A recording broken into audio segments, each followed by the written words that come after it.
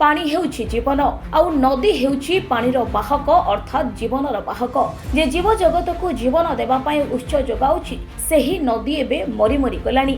खाली गोटिए नदी काहेकि सारा विश्व एबे नदी सुरक्षा चिंतारे नदी को केमिति सुरक्षा कराजिबो वर्तमान पीढ़ी एवं उत्तर पीढ़ी पई नदी को किभଳି संरक्षित कराजिबो स्वास्थ्यकर कराजिबो ताहाई एबे जननायक मानकर चिंता। निकटरे लोकसभा रे प्रधानमंत्री नरेंद्र मोदींकर कथा नदी विषय रे अनेक किछि सूचना दैछि। नदीर स्थिति जे उद्वेगजनक भविष्यत पई एहा जे सतर्क घंटी एकथा स्पष्ट हेउछि मोदींक कथारु। कोन कहउछंती प्रधानमंत्री मोदी टिके सुनंतु। अध्यक्ष जी, महाकुंभ से हमें अनेक प्रेरणाएं भी मिली है। हमारे देश में इतनी सारी छोटी बड़ी नदियां हैं, कई नदियां ऐसी हैं जिन पर संकट भी आ रहा है। कुंभ से प्रेरणा लेते हुए हमें नदी उत्सव की परंपरा को नया विस्तार देना होगा। इस बारे में हमें जरूर सोचना चाहिए।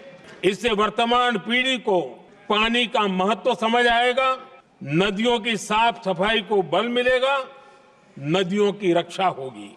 अध्यक्ष जी, मुझे विश्वास है कि महाकुंभ से निकला अमृत हमारे संकल्पों की सिद्धि का बहुत ही मजबूत माध्यम बनेगा। मैं एक बार फिर महाकुंभ के आयोजन से जुड़े प्रत्येक व्यक्ति की सराहना करता हूं, देश के सभी श्रद्धालुओं को नमन करता हूं, सदन की तरफ से अपनी शुभकामनाएं देता हूं। मोदी कथारु स्पष्ट बारी हो जाउछि जे नदी विपदरे नदीर सुरक्षा पई समस्त को अंटा भिड़ाकू पड़िबो। आ सुरक्षा पई अंटा भिड़ाकू हेले हमकु सचेतन हेबाकू पड़िबो, नदीर आवश्यकता बुझिबाकू पड़िबो, नदी को बंचाइबा पई नदी पाखरे पहुंचीबाकू पड़िबो। आ नदी पाखरे पहुंचाइबा पई महाकुंभ भली उत्सव ही देइछि अनेक प्रेरणा। महाकुंभर जोग नथिले आमे नदीरे स्नान पकाई नथांते। महाकुंभ भली महा उत्सव ही नदीर गुरुत्व आवश्यकता संपर्क में कहूछि। तेणु नदी पई आम समस्त को आगे आसबाकू पड़िबो, नदी पई थोड़े चिंता करबाकू पड़िबो, नदी को प्रदूषण मुक्त करबाकू पड़िबो, नदीर धारा किभଳି निरंतर भावे चालू रहिबो ताकू भी नजर देबाकू पड़िबो। नदीरू पानी प्रवाहित होई बाहर को चली न जाऊ, समुद्र को चली न जाऊ, नदी जीवित रहू से दिगरे आमको काम करबाकू पड़िबो। सेथिपाई नदी पाखकू जीवाकू पड़िबो आमको। नदी नहेले नदीर परिवेश जैव विविधता जे केवल मनुष्य को नुहे पूरा जीव जगत को आधार देउछि ताहाई मरिचिबो। तेणु नदी सुरक्षा पई प्रत्येक नदी को नहीं उत्सव कराजिबा आवश्यक।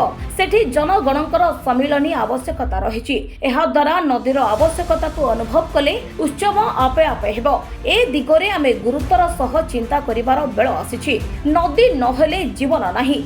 भविष्यत पीढ़ी सुरक्षा पई आमे अनेक दौड़ुछंती, बेस परिश्रम करूछंती। जदि भविष्यत रे पानी न मिलिबो, नदी न रहिबो, ताहाले भविष्यत पीढ़ी बंचिबो केमिति? एहाई हेउछि कुइभर उद्यम। नदी पई सचेतनता सृष्टि करिबा, नदी सुरक्षा पई पादटिए आगको बढ़ाइबा। एठी आमे द ड्रॉप्स रो उद्यम को बेस प्रशंसा करिबा। स्वेच्छासेवी अनुष्ठान हिसाब रे नदीर सुरक्षा पई सचेतनतार वार्ता बांटी चलीछि द ड्रॉप्स। आगको नदी पई रास्ता को ओल्हाइबा पई भी प्रस्तुत अछि। तेणु समस्ते एक होई रास्ता को ओल्हाइबा आउ नदी को देबा सुरक्षा संगକୁ सुस्वास्थ्य।